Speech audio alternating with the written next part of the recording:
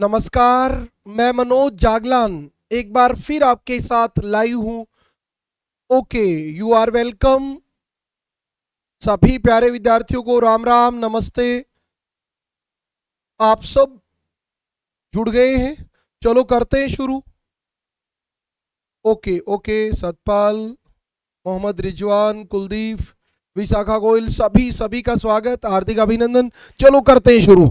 हम पढ़ रहे थे जल परिवहन और हमने एक बात की थी कि भारत में 13 प्रमुख और 200 प्लस छोटे बंदरगाह हैं। छोटे बंदरगाह हैं। और आगे बात हमने ये बताई थी कि जो प्रमुख बंदरगाह हैं उनका रखरखाव केंद्र सरकार करती है और छोटे बंदरगाहों का रखरखाव राज्य सरकार करती है। इसके बाद हमने बंदरगाह शुरू किए और सबसे पहला हमारा जो बंदरगाह था वो था कांडला। कांडला बंदरगाह आपको याद होगा। कांडला बंदरगाह यहाँ पे है, कांडला कच्छ की खाड़ी के तट पे। कांडला बंदरगाह स्वतंत्रता के बाद विकसित किया गया पहला बंदरगाह कांडला बंदरगाह था।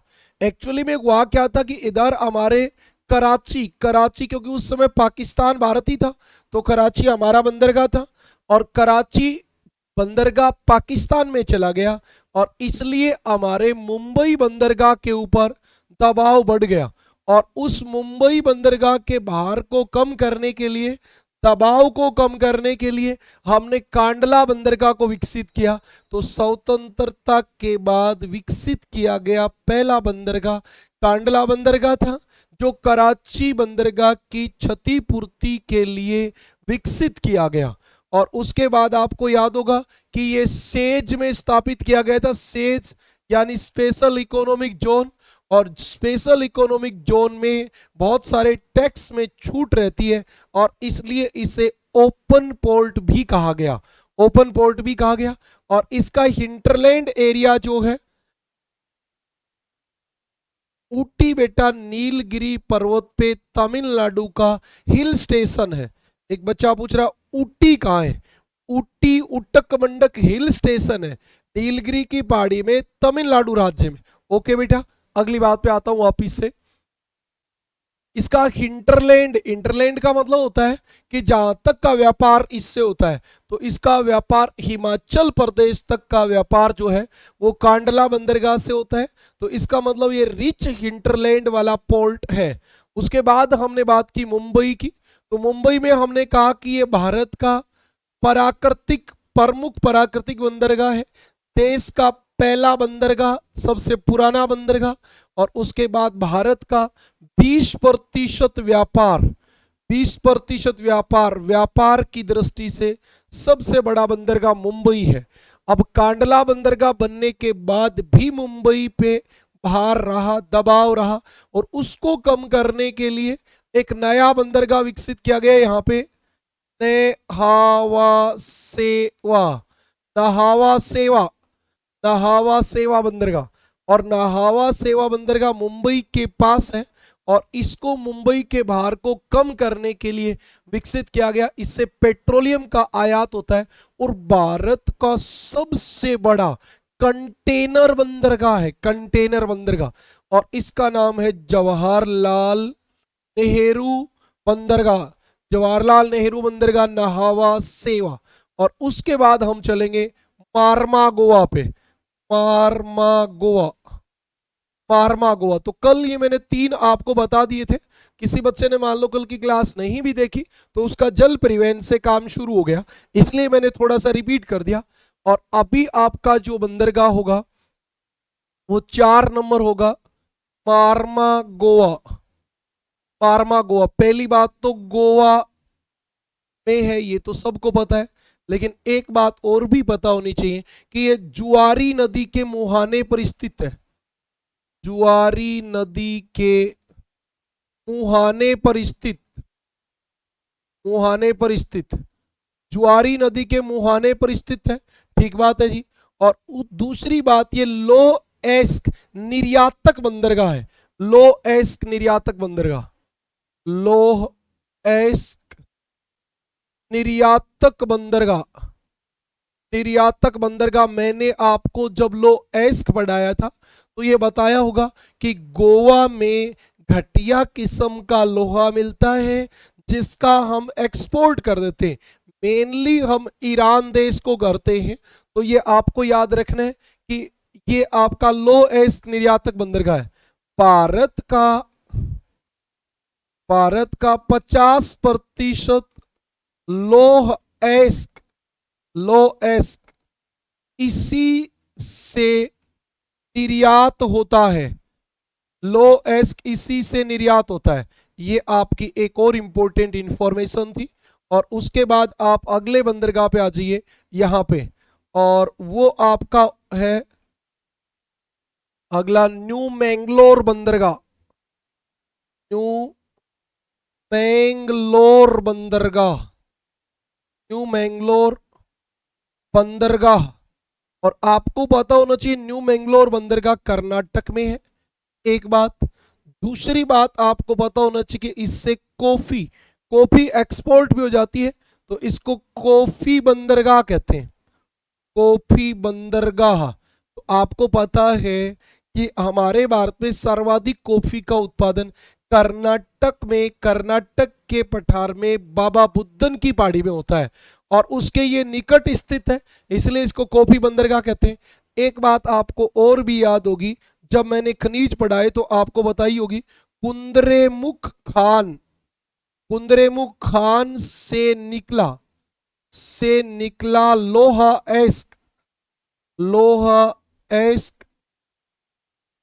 ईरान को निर्यात किया जाता है, ईरान को निर्यात किया जाता है। वो भी इसी बंदरगाह से किया जाता है, न्यू मैंगलोर बंदरगाह से।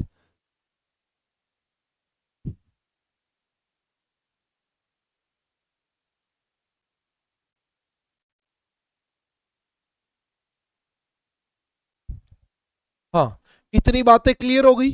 जल्दी से आप थंब भेजें या यस लिखें, फिर मैं आपको आगे लेके चलता हूं। हाँ, जल्दी आप लिखने का काम जल्दी किया करो।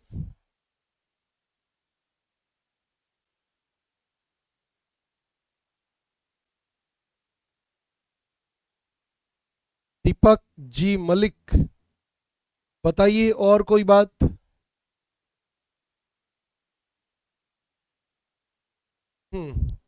इतनी बातें क्लियर हो गई। अब हम चलते कोचीन बंदरगाह पे। कोचीन बंदरगाह आपको पता होगा, इधर यहाँ हमारे एक लैगून है, ये वाली, ये लैगून है, और इसके अंदर अंदर हमारा एक बंदरगाह है जिसका नाम है कोचीन। अब चलो आप यही बता दो, कोचीन बंदरगाह कौन सी झील में है। तो ये जो झील है ये बेम्बानाद बेम्बानाद झील है। और यहाँ जो लैगून झील होती है ना, लैगून झील, जब मैंने आपको फिजिकल रीजन पढ़ाए थे तो आपको बताया था, लैगून झील मतलब समुंदर का पानी स्थल पे आके भर जाता है, वो वाली लैगून झील होती है। और बेम्बानाद झील जो है वो लैगून झील है। वो अलग बात है कि केरल में लैगून झील को कयाल कहते हैं, इसीलिए इनको पुनामदा कयाल, बेबनाद कयाल, अष्टमुंडी कयाल, इस प्रकार के वर्ड आपके यूज लिए जाते हैं। ठीक है भाई। प्रियंका वर्मा, मैं बहुत अच्छा हूं बेटा, आप बताइए। मोनिका नमस्ते। हाँ, इतनी बातें आपकी चल रही थी, तो हम अगली बंदरगाह पे चलेंगे। कौन से नंबर आ गई? 6 नंबर। 6 नंबर कोचीन। कोचीन केरल में, केरल में बेम्बानाद, बेम्बनाद भी कह देते, बेम्बनाद कयाल में स्थित, बेम्बनाद कयाल में स्थित। और इसमें क्या होता है वैसे पूछा नहीं जाता, लेकिन ये नौसेना, हमारी नेवी से रिलेटेड है ये।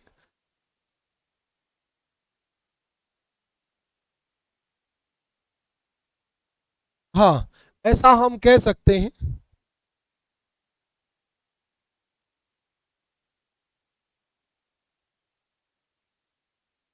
अगली बात पे चले। कोचीन केरल में बेबनाद कयाल में स्थित है। और एक और बात भी होती है, वैसे ये इसका कोई मतलब नहीं होता, इसे अरब सागर की रानी कहते हैं, अरब सागर की रानी। जब बहुत छोटे लेवल पे कोई बहुत ऐसे खराब सा सवाल पूछते ना, तो ऐसा भी पूछ लेते हैं, कौन सी बंदरगाह को अरब की रानी कहते हैं।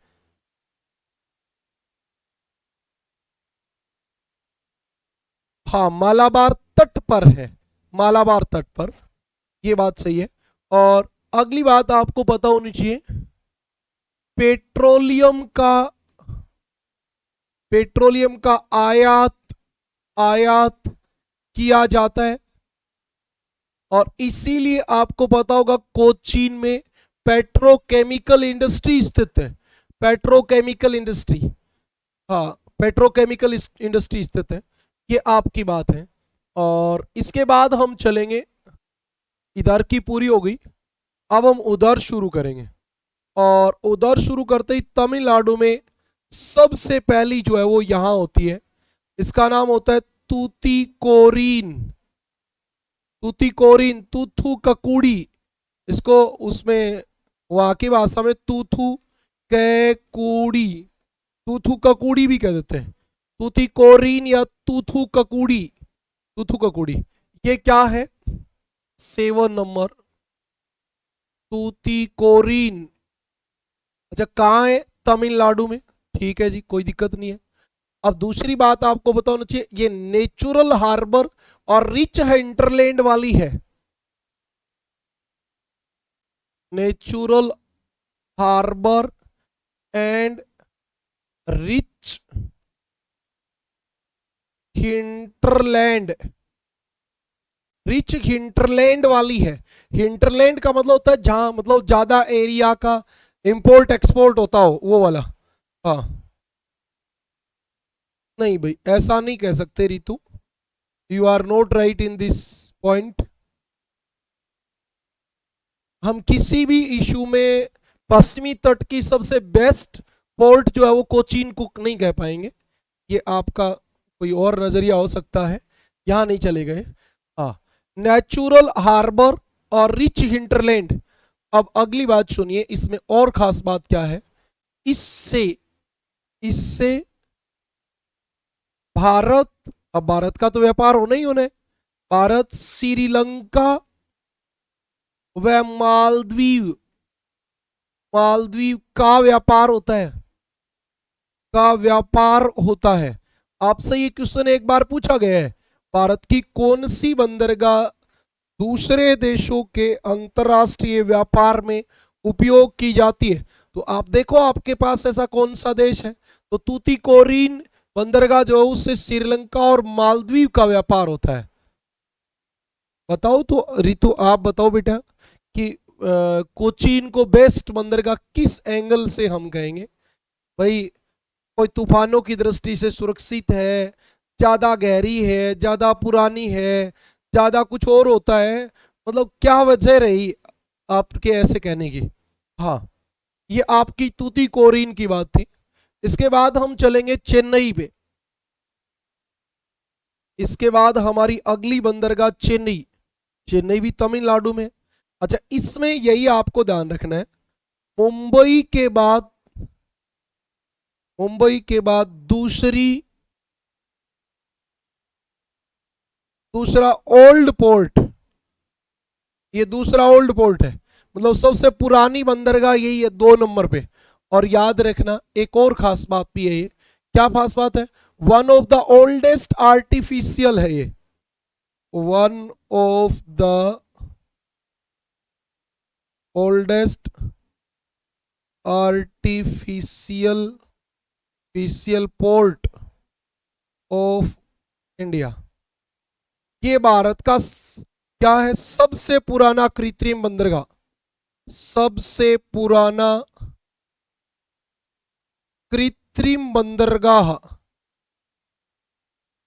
सबसे पुराना कृत्रिम बंदरगाह है भारत का, सबसे पुराना। नहीं बेटा इस बात पे तो कैसे मान लूं मैं, आप मुझे कोई भी रीजन बताओगे तो मैं उसका या तो समर्थन करूंगा या विखंडन करूंगा, मतलब या तो खंडन करूंगा उसके विरोध में, अपोजिशन में जाऊंगा, या आपके सपोर्ट में आ जाऊंगा। तो उसके पीछे तो ऐसे बिना तो कैसे मान लेंगे। हाँ, ये आपकी जो है one of the oldest artificial port of India, ठीक है। अच्छा, इसके दबाव को कम करने के लिए ये विकसित की गई, लेकिन फिर भी दबाव कम हुआ नहीं, तो फिर एक और बंदरगाह विकसित की गई। ये आपकी यहाँ पे है चेन्नई, चेन्नई। अच्छा, अब इस चेन्नई के दबाव को कम करने के लिए एक और बंदरगाह विकसित की गई, जिसको बोलते हैं कामराज। कामराज इसके जस्ट ऊपर है, नाम है कामराज या एनोर, एनोर, कामराज या एनोर, कामराज या एनोर, एनोर पोर्ट। ये आपका अगला पोर्ट है, इसके अगले पेज पे लिख दूंगा। हाँ, नंबरिंग कितना आ गया वो ज्यादा मुझे ध्यान नहीं है, ध्यान देख कर लेना आप। कामराज या एनोर पोर्ट, इसमें काम की बात केवल यही है, चेन्नई के उत्तर में स्थित, चेन्नई के उत्तर में स्थित, चेन्नई के दबाव को कम करने के लिए, कम करने के लिए विकसित किया गया, चेन्नई के दबाव को कम करने के लिए इसको डेवलप किया गया, भार को कम करने के लिए डेवलप किया गया।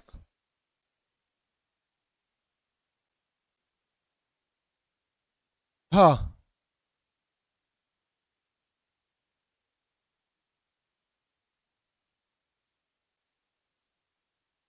कल शाम वाली क्लास में भी टेक्निकली फॉल्ट हो गया था और उसमें नेट चला गया था। रितु बेटा, ऐसा कुछ भी नहीं है, हम तो निष्पक्ष भाव से बात बताते हैं। आप कोई भी बात लिखोगे अच्छी है तो अच्छी भी बताएंगे। अच्छा, हमारा ये काम भी जरूरी है कि गलत को गलत ही बताएं, नहीं तो फिर आपकी नॉलेज जो है वो नेगेटिव हो जाएगी, वो आपको नुकसान कर देगी। आपकी किसी झूठ बात, गलत बात का हमने मान लो समर्थन कर दिया तो वो आपको नुकसान करेगी।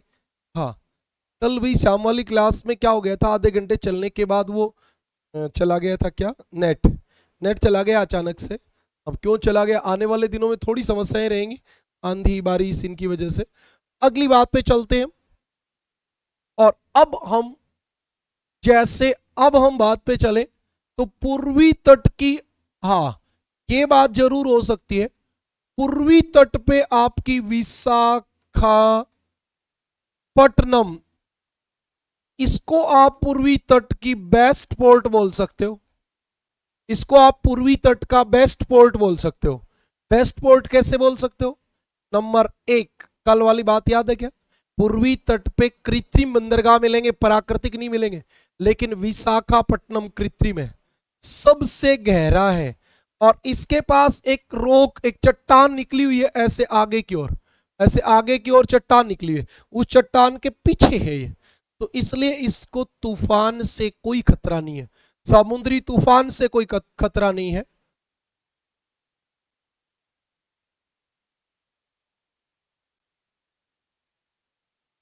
हाँ, ओके बेटा, चलो आप लिखो बेटा, क्या क्या लिखना चाह रहे हो, सतपाल लिख दो। ओके, तब मैं बताऊंगा आपको। विशाखापट्टनम जो वो बेस्ट पोर्ट है, क्यों बेस्ट पोर्ट है, तो देखिए आप ध्यान से सुनिए, ये डॉल्फिन नोज चट्टान है, वो जैसे ये पोर्ट है इसके बाहर से ऐसे निकली हुई है, तो समुद्र से कोई कोई भी तूफान जो है वो इस बंदरगाह तक नहीं आ सकता, तो ये सबसे सेफ है, एक बात। और deepest land locked and well protected port, deepest मतलब सबसे गहरी, लैंडलॉक्ड मतलब स्थल से गिरी हुई, और प्रोटेक्टेड मतलब आपको सुरक्षा प्रदान की गई है, और ये नेचुरल पोर्ट है, पूर्वी तट की एकमात्र नेचुरल पोर्ट है। उसके बाद आउटलेट ऑफ आयरन और एक्सपोर्ट, आउटलेट का मतलब समझते हो ना, जहां से हमें लोहा बेचना होता है, तो ये आपका आउटलेट है, आउटलेट है। और एक बात और है, ये इधर चेन्नई, इधर आपका चेन्नई और इधर कलकत्ता, इन दोनों से इक्वल डिस्टेंस पे स्थित है, तो इसकी लोकेशन भी बेटर है, कि न तो कलकत्ता के नजदीक न चेन्नई के नजदीक, ये दो बड़ी बंदरगाह इनके बीच में। सतपाल आप एक बार लिखो बेटा, क्या लिखना चाह रहे हो, नाम लिखो तो आप, क्या नाम हुआ है। कोई जरूरी नहीं हर बात मेरे नजरिए में रहे ही, एक आध बात छूट भी जाए तो आप लिखोगे, उसको मैं बता दूंगा।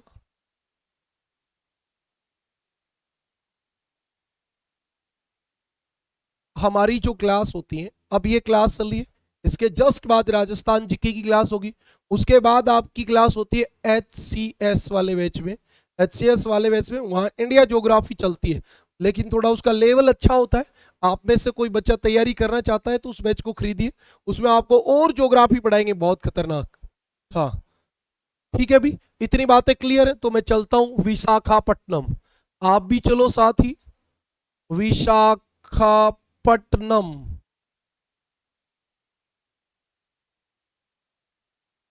विशाखापट्टनम डाली कौन में। विशाखापट्टनम कहाँ है, आंध्र प्रदेश में, आंध्र प्रदेश में। और आपको पता होगा कि ये क्या है, डॉल्फिन लॉज, डॉल्फिन, गलत लिखा गया भाई, डॉल्फिन, और उसके बाद नोज।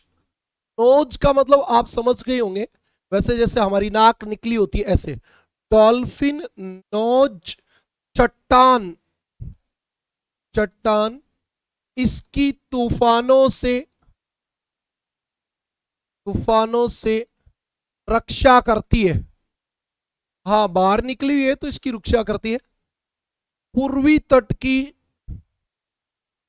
पूर्वी तट की सबसे गहरी, गहरी सुरक्षित बंदरगाह, बंदरगाह।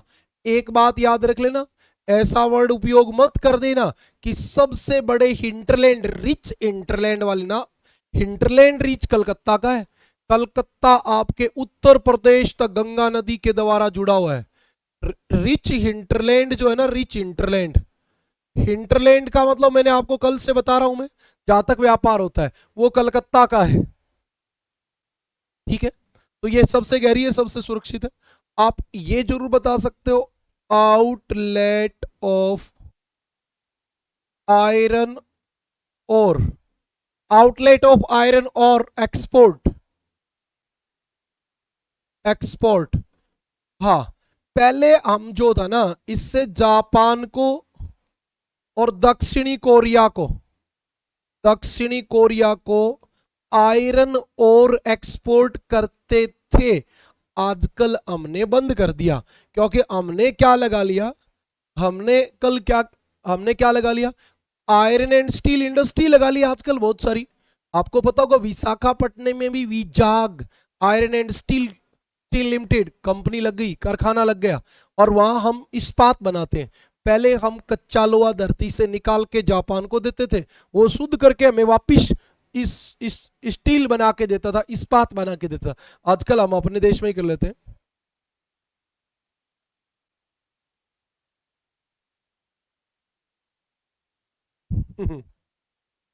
क्या बात है।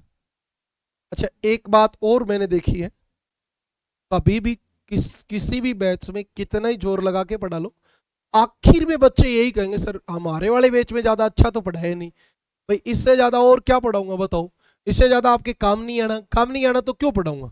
अब वो तो बैच भी तो देखा जाएगा ना, जिस लेवल का होगा उसी लेवल की तो बातें बताएंगे। हाँ ये आपका मीडियम है, न तो बहुत नीचा न बहुत हायर लेवल, बीच का मीडियम लेवल करवा रहे हैं, बिल्कुल ठीक ठीक ठीक ठीक, न कम न ज्यादा। ओके, ये आउटलेट ऑफ आयरन और एक्सपोर्ट है, बिल्कुल सही बात है। और चेन्नई, चेन्नई व कलकत्ता से बराबर दूरी पर स्थित, बराबर दूरी पर स्थित। हाँ और आजकल यहाँ पे विजाग आयरन एंड स्टील, हमारे विस्को या विजाग का कारखाना लगा आयरन एंड स्टील का, जो भारत का पहला बंदरगाह आधारित कारखाना था। ओके, इतनी बातें क्लियर हो गई हो तो आप जल्दी से कमेंट करो, ताकि हम अगली बात पे चलें, क्योंकि हमारा बहुत सा मैटर अभी बाकी है। और आज हम चाहेंगे कि हमारा ये परिवहन टॉपिक आज नहीं तो कल कंफर्म कंप्लीट हो जाए। चेन्नई व कलकत्ता से बराबर दूरी पर स्थित। ओके, अब हम अगले पे चलेंगे। 11 नंबर,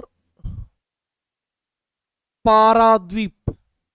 पाराद्वीप में इतनी बात याद रख लेना, उड़ीसा में, बाकी कोई काम की बात नहीं है पाराद्वीप में। 12 नंबर आपका है कलकत्ता। अच्छा, एक बात तो आपको यह पता होना चाहिए, कलकत्ता समुद्र तट पे नहीं है। कलकत्ता समुद्र तट पे नहीं है, ये आपकी हुगली नदी है। हुगली कौन सी नदी है? ये हुगली। इस हुगली के यहां स्थित है, यहां कलकत्ता यहां स्थित है। तो एक तो ये आंतरिक भाग में स्थित है, आंतरिक भाग में स्थित,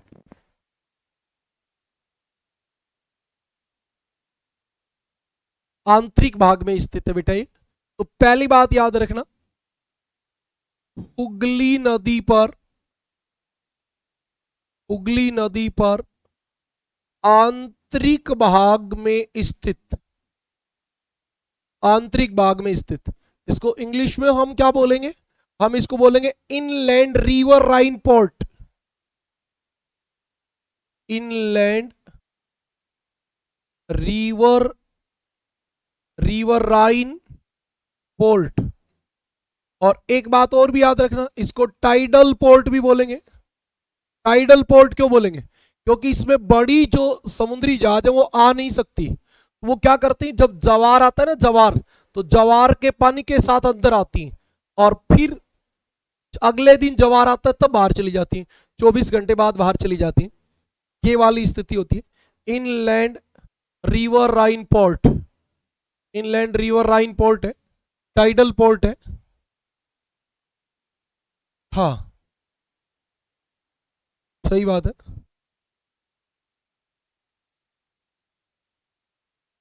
ओके, अगली बात पे चलें। इसके बाद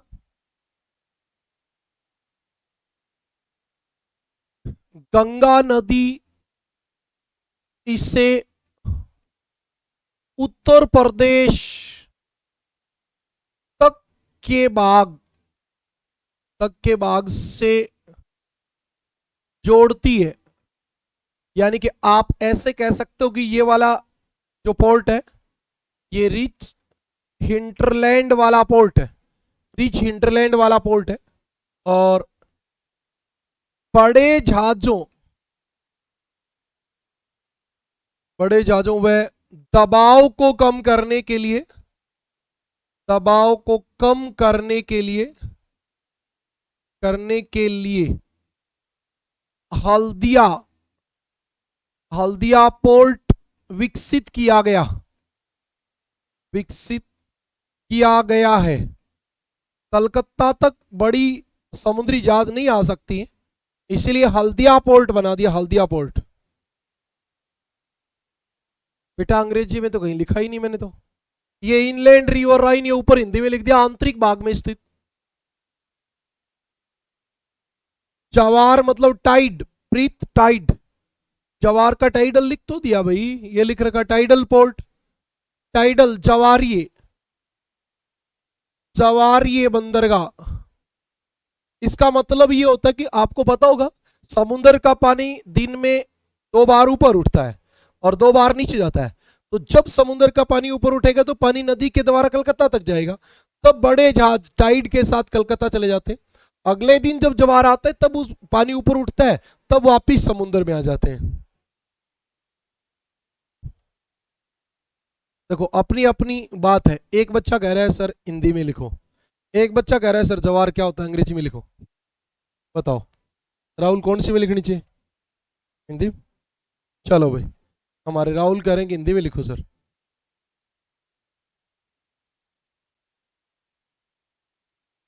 ओके, इतनी बातें क्लियर। और 13 नंबर का केवल नाम लिखेंगे और कुछ नहीं लिखेंगे। Port Blair, port Blair Andaman Nicobar में स्थित, आप ये भी कह सकते हो अंडमान द्वीप पर स्थित, द्वीप पर स्थित। और सामरिक दृष्टि से, सामरिक दृष्टि से महत्वपूर्ण बंदरगाह, बंदरगाह। इसका मतलब ये होता है सामरिक दृष्टि का मतलब कि हमारे युद्ध वगैरह, मिलिट्री, डिफेंस, डिफेंस के लिए सामरिक दृष्टि से महत्वपूर्ण बंदरगाह। ये आपकी बात कंप्लीट हो गई है। जल्दी से आप मुझे कमेंट कर दें यहां तक कि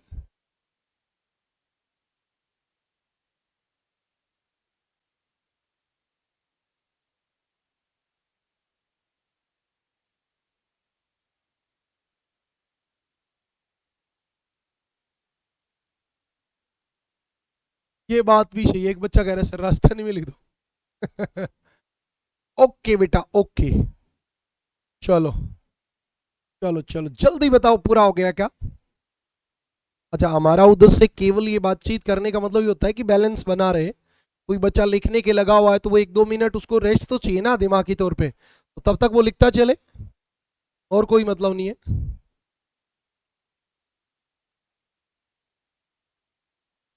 राजस्थानी भी तो मुझे नहीं आती भाई। एक्चुअली आजकल मुझे हरियाणवी भी नहीं आती, राजस्थानी भी नहीं आती, केवल हिंदी आती है। थोड़ी बहुत इंग्लिश भी आ जाती है, ज़्यादा नहीं आती।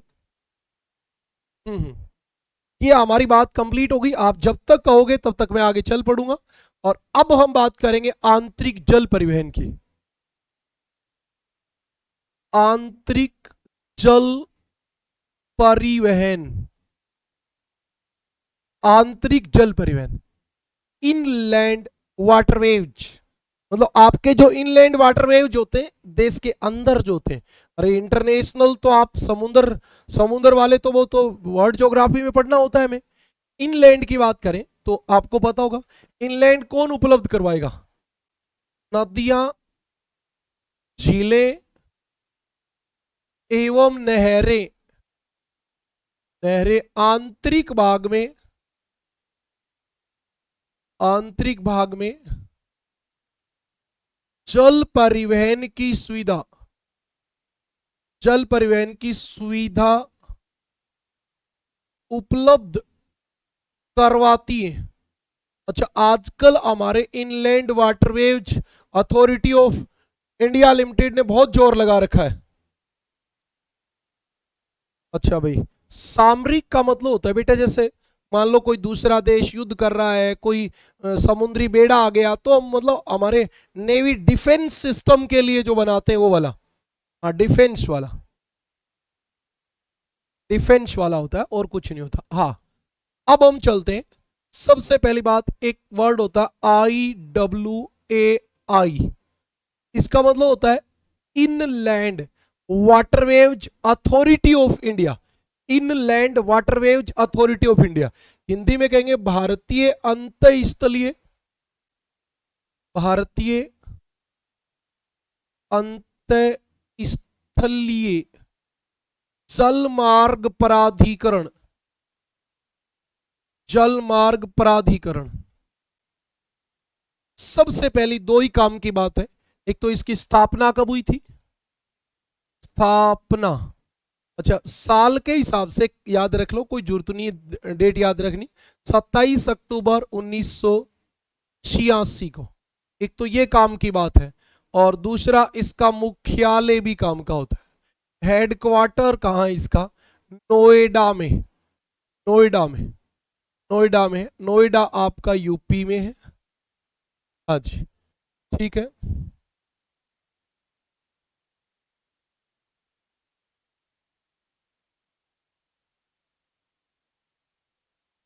एशिया महाद्वीप का सबसे छोटा देश कौन सा है गुरुजी?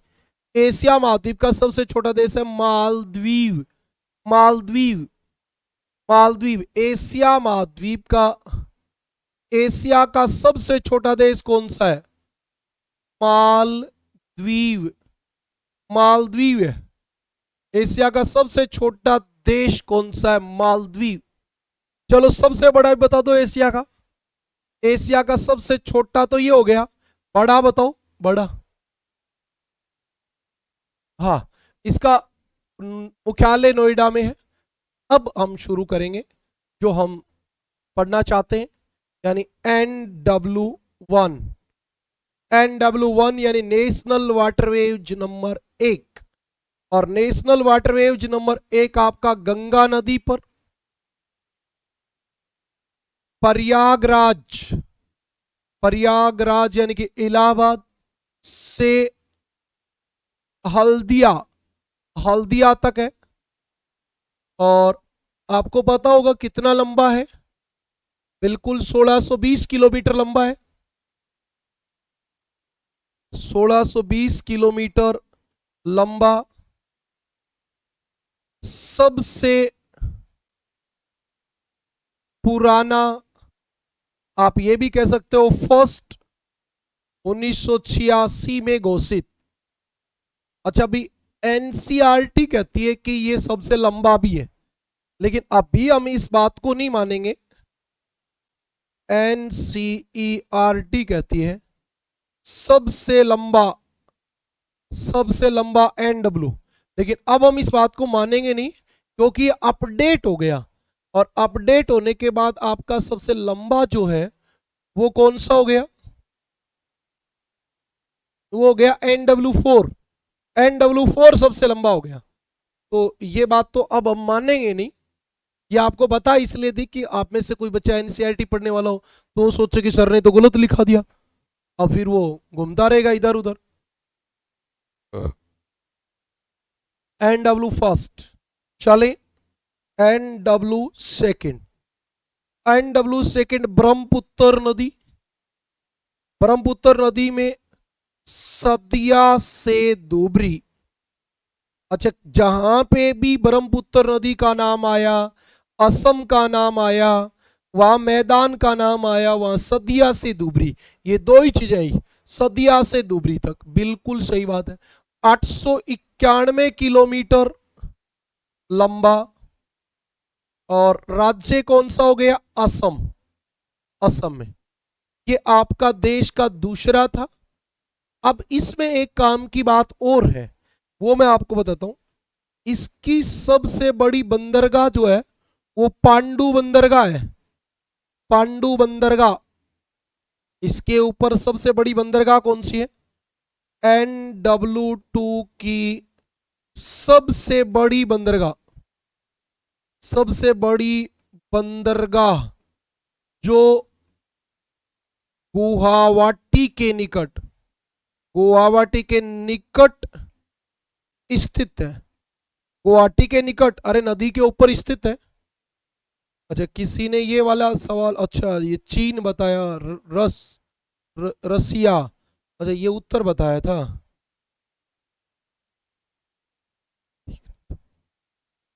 बेटा, भारतीय अंत स्थलीय जलमार्ग प्राधिकरण, थोड़ा सा ये सही नहीं लिखा गया, बात तेरी भी सही है। भारतीय, फिर से लिख दूंगा कोई बात नहीं है, भारतीय अंत स्थलीय जलमार्ग प्राधिकरण। बता भाई, और बता भाई कुलदीप, क्या लिखना है दोबारा, लिख दिया कि नहीं लिख दिया, लिख दिया ना। अब ये एशिया का सबसे बड़ा देश है क्षेत्रफल में, चीन, क्षेत्रफल में चीन। और विश्व में सबसे बड़ा कौन है, वो भी आप बता देंगे थोड़ा सा। NW1 NW2 की बात कंप्लीट हो गई क्या, बताओ जल्दी बताया करो सर। ओके, पता नहीं कहाँ खोए रहते हो, 10 मिनट सारी बची हैं।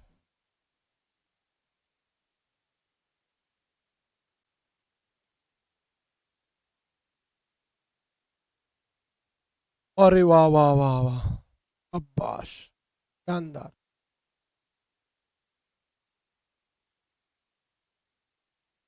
ओके भाई, चलो करते हैं बात अगली बात पे। इतना कंप्लीट हो गया, मैं वेट करता रहता हूँ, आप बताओगे मैं लिखूंगा, लेकिन तुम बताते ही नहीं है। बदमाश है। NW3, लो भी NW3, ये आ गया NW3। अरे वाह, NW3 तो अपने आप ही आ गया है? कोटापुरम से, कोटापुरम से कहां जाएगा, अरे ये चला गया कोल्लम तक, कोटापुरम से कोल्लम तक, ये आपका NW3 है, कोटापुरम से कोल्लम तक। ठीक है सर, ये क्यों लगाई आपने, मैंने इसलिए लगा दी। अच्छा,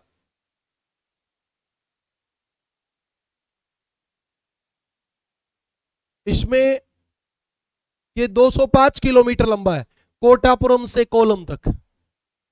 NW3 केरल में, केरल में ठीक है जी। कहां से कहां है? कोटापुरम से कोलम तक, कोटापुरम से कोलम तक फैला है, ठीक है। इसमें 3 नहर हैं। इसमें पश्चिमी तट नहर, वेस्टर्न कोस्टल कैनाल, पश्चिमी तट नहर, एक आपकी चंपाकारा नहर और उद्योग मंडल नहर। लिखा है क्या उद्योग मंडल नहर? ये लिखी, चंपाकारा नहर, उद्योग मंडल नहर, है ना। चंपाकारा नहर और उद्योग मंडल नहर। चंपाकारा नहर, चंपाकारा नहर व उद्योग मंडल नहर शामिल है, ठीक है भाई। चंपाकारा नहर और उद्योग मंडल नहर शामिल है, तो हमें क्या दिक्कत है। 1 फरवरी 1993 को घोषित किया गया था।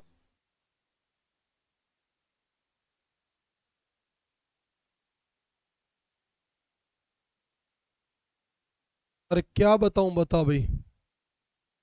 NW जैसे बेटा हमारे सड़कें जो होती हैं, जहां ज्यादा ट्रांसपोर्टेशन होता है, वहां सड़क चौड़ी बना दी जाती है, फ्लाईओवर वाली बना दी जाती है, उसको बोलते हैं राष्ट्रीय राजमार्ग, NH, जिसका देखरेख केंद्र सरकार करती है। सेम प्रोसेस जल मार्गों में है, जहां ज्यादा जरूरत है उनको विकसित किया गया है। इसके ऊपर जो इन्वेस्टमेंट करती है वो केंद्र सरकार करती है, रखरखाव केंद्र सरकार करता है, NWAI रखरखाव करता है इनका, और ये राष्ट्रीय जलमार्ग घोषित किए गए। और अभी हमारे देश में सबसे ज्यादा जोर राष्ट्रीय जलमार्गों पे। आपको बताओ तो टोटल 111 डिक्लेयर कर दिए, 111 राष्ट्रीय जलमार्ग, राष्ट्रीय जलमार्ग 111 डिक्लेयर कर दिए। दीपक मलिक NW फर्स्ट के लास्ट में क्या लिखा है? इतना पीछे कहां चल रहा है तो यार तू? NW फर्स्ट के लास्ट में क्या लिखा है?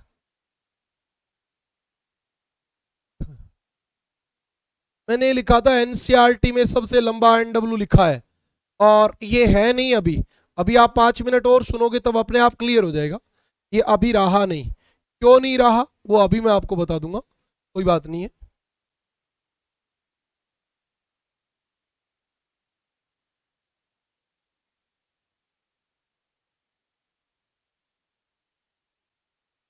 हमने लिख दिया कि भाई ये जो बंदरगाह है ना, ये जो बंदरगाह पांडु बंदरगाह NW2, NW2 की सबसे बड़ी बंदरगाह है, जो गुवाहाटी के निकट स्थित है। गुवाहाटी के निकट स्थित है। तुम मेरे को आज ये पूरा करने नहीं दोगे।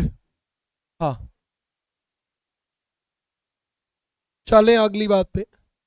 अगली बात पे चलें तो ये आ गया आपका NW4, ये आपका NW4 आ गया,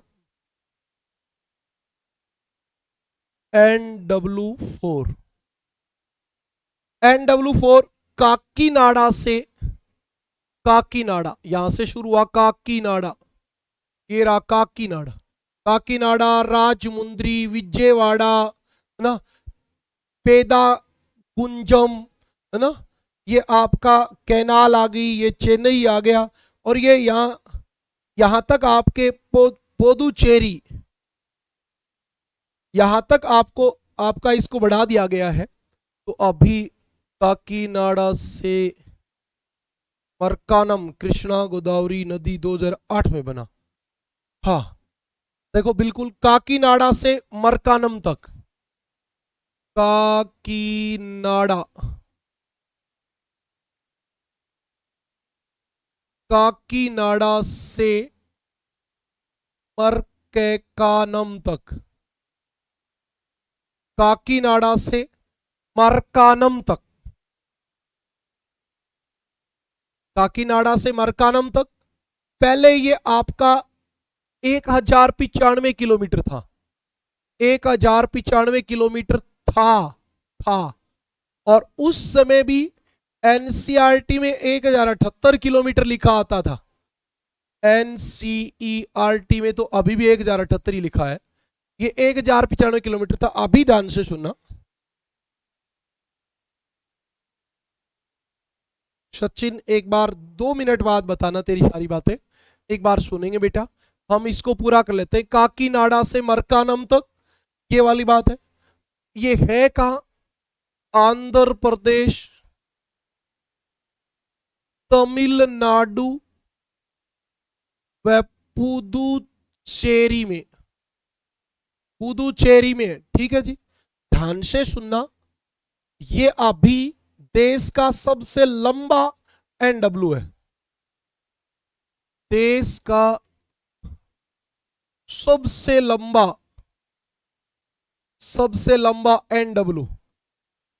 नए जो डाटा हैं उनमें देश का सबसे लंबा राष्ट्रीय जलमार्ग ये हो गया, और इसकी जो लंबाई है वो 14 अप्रैल 2016 को इससे बढ़ाकर मतलब इसका विस्तार कर दिया 14 अप्रैल 2016 को, 14 अप्रैल 2016 को इसे बढ़ाकर 2890 किलोमीटर लंबा कर दिया, किलोमीटर लंबा कर दिया। हाँ, 2890 किलोमीटर लंबा कर दिया। और ये आपका कौन कौन सी नदियों से जुड़ा है?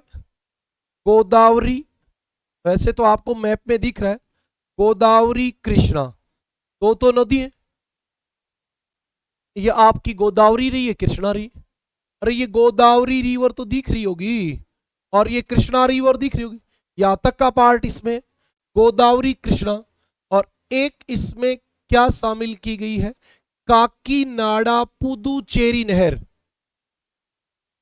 काकीनाडा पुदुचेरी नहर, पुदुचेरी नहर, ये आपकी जो है शामिल है इसमें। ओके, और अभी ये सबसे लंबा है, अभी ये सबसे लंबा है। हाँ,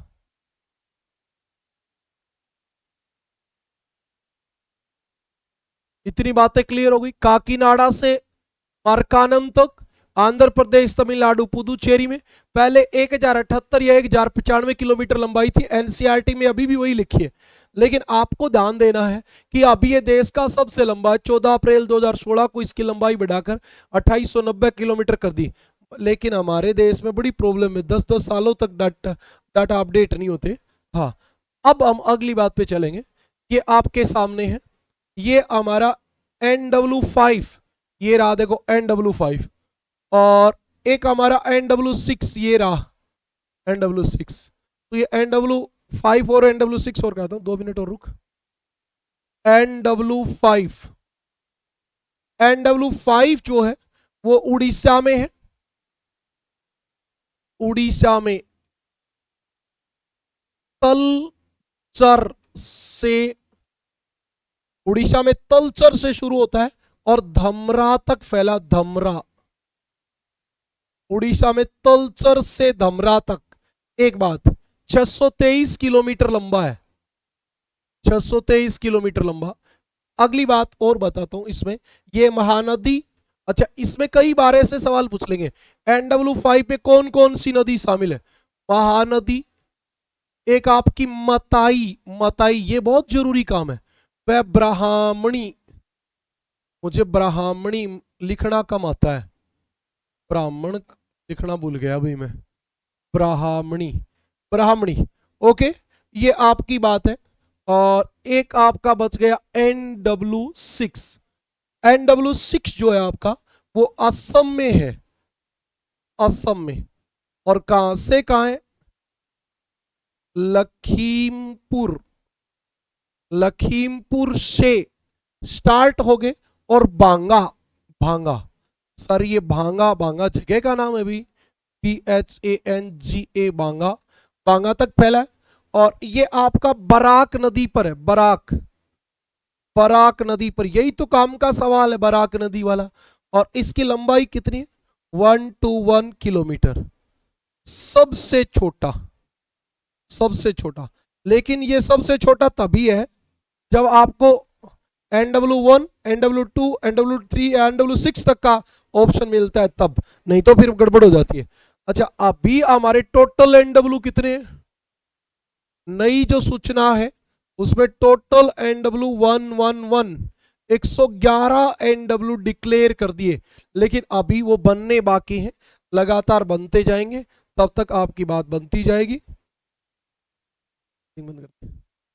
हाँ, इतनी बातें क्लियर हैं? आप